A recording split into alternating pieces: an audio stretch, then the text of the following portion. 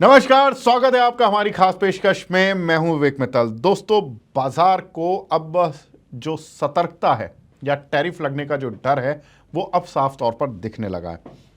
Donald Trump लगातार भारत को धमकी दे रहे हैं। पहले वो पूरी दुनिया में देते थे, चीन को देते थे, दुनिया में जहां में दूसरे देशों को देते थे, अब सीधा भारत टारगेट कर रहे हैं। वो ट्रंप ने भारत पर 100% टैरिफ लगाने की तो धमकी पहले से ही दे रखी है। अब तो वो कह रहे हैं कि जो रशिया से क्रूड खरीदता है कोई भी देश, उसको 500% तक टैरिफ देना पड़ेगा। तो ये कहीं ना कहीं मार्केट को थोड़ा सेंटिमेंटली खराब कर रहा है। मार्केट इसलिए खराब नहीं हो रहा है कि जो डोनाल्ड ट्रंप है वो टैरिफ लगा रहे हैं या बढ़ा रहे हैं। बात यह है कि वो इतना ज़्यादा एग्रेसिव हो रहे हैं इंडिया के साथ, जबकि वो दोस्त माने जाते थे अमेरिका में।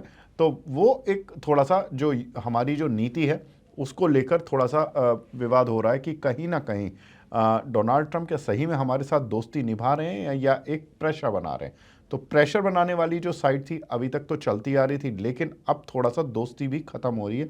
दोस्ती भी खतरे के निशान के ऊपर पहुंच रही है, जिसकी वजह से मार्केट थोड़ा सा अनकंफर्टेबल हो रहा है। 7 अगस्त से फिलहाल 25% टैरिफ लागू हो जाएगा। 8 अगस्त को रूस पर सीज फायर करने का दबाव है। रूस युद्ध बढ़ाने पर लेकिन फोकस कर रहा है। अब रूस की नीति से ट्रंप निराश है और रूस और चीन को भारत और चीन को रूस की दोस्ती महंगी पड़ेगी। डोनाल्ड ट्रंप लगातार कई बार बोल चुके हैं अब, और उन्होंने कहा है कि जो भी क्रूड ऑयल खरीद रहा है उस पर मैं टैरिफ लगा दूंगा, उस पर पेनल्टी लगा दूंगा। तो ये थोड़ा सा मार्केट को डरा रहा है। लेकिन अब ये तो एक जब तक ये ट्रंप वाला फियास्को चलेगा और ये 7 अगस्त 8 अगस्त काफ़ी इंपॉर्टेंट होंगे। उसके बाद 25 अगस्त को जब यूएस का डेलीगेशन है इंडिया में आएगा, वो भी एक बहुत इंपॉर्टेंट डे होगा। लेकिन कल के मार्केट के लिए क्या अहम ट्रिगर है? कल के मार्केट के लिए अहम ट्रिगर है कि कल सुबह 10 बजे आरबीआई की पॉलिसी आएगी। हालांकि इस पॉलिसी से भी बहुत ज़्यादा उम्मीदें नहीं हैं। इंटरेस्ट रेट में कोई बदलाव की उम्मीद नहीं है, क्योंकि आरबीआई गवर्नर ने पिछली बार ही एक बड़ा रेट कट कर दिया था। आज कैसा रहा बाजार? आज देखिए, मार्केट में थोड़ी गिरावट देखने के लिए मिली। शुरुआत में तो एक समय पर 450 पॉइंट तक सेंसेक्स नीचे आ गया था। निफ्टी भी करीब 590 24,590 तक आ गई थी। 24,600 का लेवल तोड़ दिया था उसने। लेकिन उसके बाद रिकवरी भी आई लास्ट के आधा घंटे में, और निफ्टी और सेंसेक्स करीब चौथाई चौथाई परसेंट गिरकर ही बंद हुए। निफ्टी मिड कैप में भी थोड़ी गिरावट थी, करीब 0.4% की। Nifty small cap, Nifty IT और निफ्टी बैंक सभी में करीब चौथाई से आधा परसेंट की गिरावट देखने के लिए मिली है। निफ्टी के गेनर्स में अगर देखें तो कंजम्पशन थीम और जो इंडियन थीम जो है उसके शेयर थोड़ा चल रहे हैं। भले ही वो मारुति हो, ट्रेंट हो, टाइटन हो, इन सभी के शेयर्स में खरीदारी आती हुई दिखाई दी है। इंडसइंड बैंक में नए एमडी और सीईओ की नियुक्ति हुई है, जिसकी वजह से जो ये पोस्ट 4 महीने से खाली पड़ी हुई थी, अप्रैल के बाद से वहाँ पर कोई एमडी या सीईओ नहीं थे।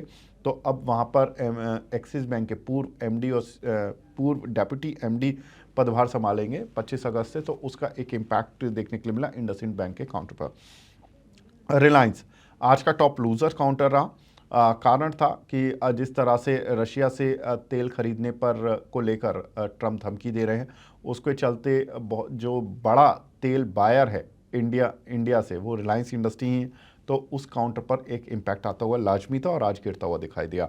आईसीआईसी बैंक पर भी गिरावट देखने के लिए मिली। अदानी पोर्ट्स पर रिजल्ट का थोड़ा सा इम्पैक्ट आया।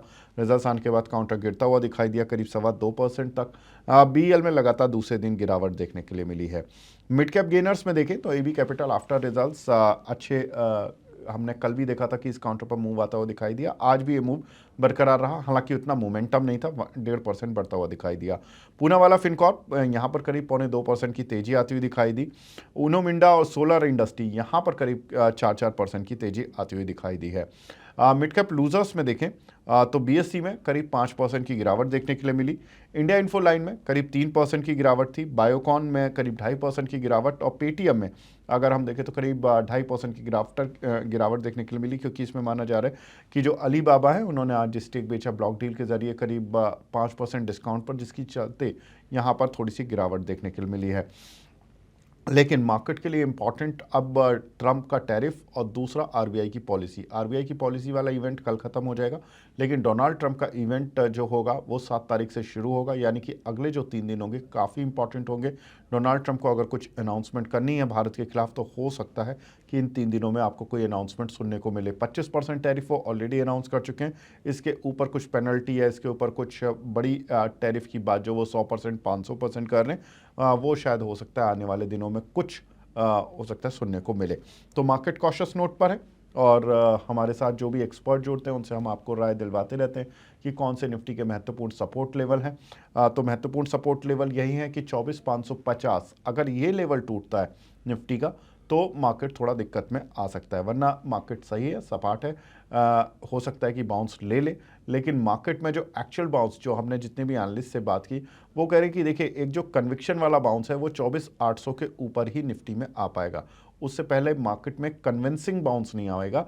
ये जो रेंज है 550 से 550 600 से और 800 तक की रेंज, ये ट्रेडिंग की रेंज है, यहाँ पर आप ट्रेड करते रहिए अगले कुछ समय तक का। लेकिन जहाँ ये 550 24,550 तोड़ी तो निफ्टी बड़ी गिरावट के लिए तैयार हो जाएगा और 24,800 के ऊपर आया तो थोड़ा मार्केट में निफ्टी में डर खत्म हो जाएगा। तो ये दोनों इंपॉर्टेंट लेवल है।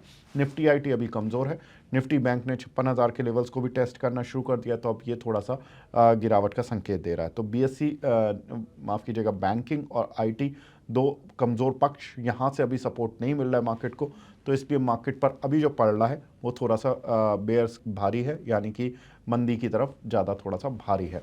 तो फिलहाल इस खास पेशकश को यहीं पे विराम देते हैं। नमस्कार।